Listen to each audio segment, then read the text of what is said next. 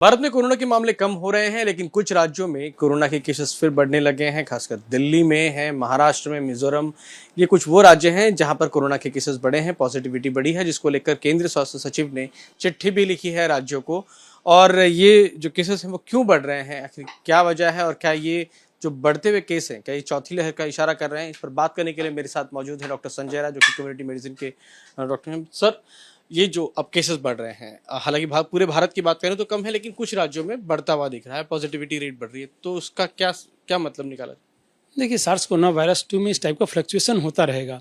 अब जो है ज़्यादातर पॉपुलेशन हमारी इम्यून हो चुकी है।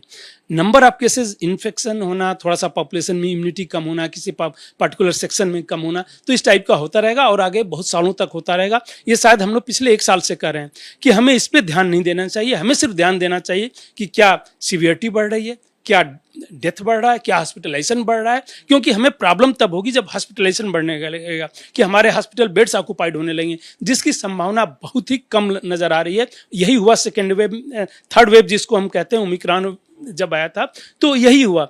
नंबर ऑफ केसेस बढ़े, 3 लाख तक हम पहुंच गए। 3 लाख तो इसलिए पहुंचे कि उतना ही हमने टेस्ट किया। अगर शायद हम ज़्यादा टेस्ट करते, बहुत से लोगों ने उस समय टेस्ट नहीं कराया, तो हमारे जो है नंबर कुछ भी बढ़ सकते थे।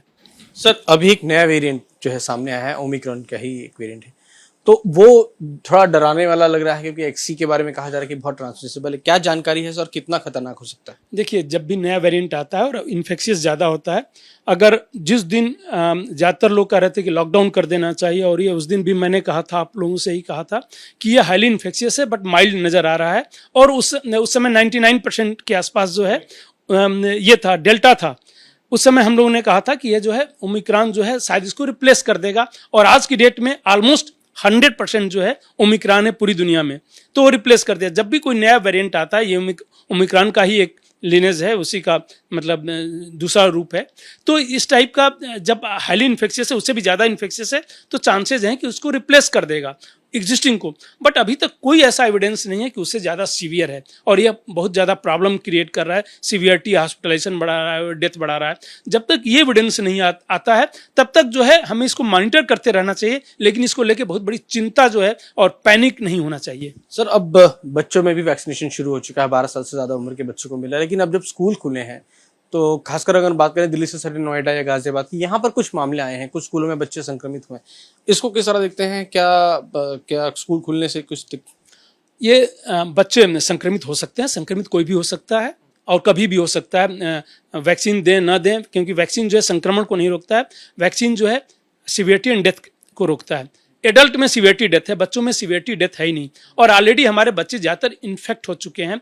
जो सीरो सर्वे ICMR ने जब किया था, पिछले साल जून जुलाई में ही किया था, तो उसने पाया था कि 60% से ज़्यादा बच्चे इन्फेक्ट हो चुके हैं। मतलब करीब 27 करोड़ इस देश के बच्चे ऑलरेडी इन्फेक्ट हो गए, उन्हें पता भी नहीं चला। इसलिए नहीं पता चला कि वह जो है उनमें सीवियरिटी होती ही नहीं है, न के बराबर बच्चों में होती है। तो अगर हम टेस्ट करते रहेंगे तो पता चलता रहेगा। उसका वैक्सीनेशन से रियली कोई संबंध नहीं है, क्योंकि बच्चों में सीवियरिटी नहीं है, तो वैक्सीन देने का कोई बहुत ही बड़ा एडेड एडवांटेज नहीं हो सकता इस ग्रुप में। तो हमें उसको लेकर चिंता नहीं करनी चाहिए। और दूसरा जो एविडेंस है कि जो ऑलरेडी इन्फेक्शन हो चुका है, उनमें जो है सीवियरिटी और ऐसे भी नहीं होती है। तो बच्चों में अगर इन्फेक्शन नहीं भी हुआ है तो भी सीवियरिटी नहीं होती, बट ज़्यादातर हमारे बच्चे इन्फेक्ट हो चुके हैं। जो दिल्ली गवर्नमेंट का सीरो सर्वे था, वो पाया कि डेल्टा वेव के बाद, ओमिक्रॉन के बाद तो अभी कोई सीरो सर्वे नहीं आया, कि करीब मोर देन 80% बच्चे हमारे इन्फेक्ट ऑलरेडी हो चुके हैं। तो वह बेटर प्रोटेक्टेड हैं। जिनको एक बार इन्फेक्शन हो गया, आपको पता न चलने का मतलब ये नहीं होगा कि उनको इन्फेक्शन नहीं हुआ। तो बच्चों को लेके जो है एटलीस्ट सार्स कोरोना वायरस 2 में हमें चिंता नहीं चाहिए। बहुत सी ऐसी डिजीज़ हैं जिनको लेके चिंता करनी चाहिए। पूरे 2000 बच्चे हमारे डेथ नहीं हुए, लेकिन अगर मैं बात करूँ सिर्फ भूखमरी से, इस देश में जो है रोज़ 2000 के आसपास बच्चों की डेथ होती है। हमें जो है उन पर ज़्यादा ध्यान देना चाहिए। कई बार वेस्टेड इंटरेस्ट में लोग इसकी बातें करते रहते हैं। हमें ये भी देखना पड़ेगा कि वो कौन से लोग एक्सपर्ट हैं जो इसकी बातें कर रहे हैं। कम से कम डोमेन एक्सपर्ट ने मेरी जानकारी में कभी भी ये नहीं कहा है कि बच्चों में ये खतरनाक है। तो बच्चों में ये ज़्यादा खतरनाक नहीं है, और जिस तरह से सीरो सर्वे आए हैं उसमें पाया गया है कि जो ज़्यादातर बच्चे थे वो संक्रमित हो चुके हैं, इससे ज़्यादा परेशान होने की ज़रूरत नहीं है। वहीं जो कोरोना का नया वेरिएंट XE की बात कर रहे हैं, उसके बारे में जो अब तक जानकारी है कि वो 10% ज़्यादा ट्रांसमिसेबल है, लेकिन अब वो घातक है, ऐसा सामने नहीं आया। कैमरामैन अरविंद के साथ प्रफुल्ल श्रीवास्तव, ABP न्यूज़, दिल्ली।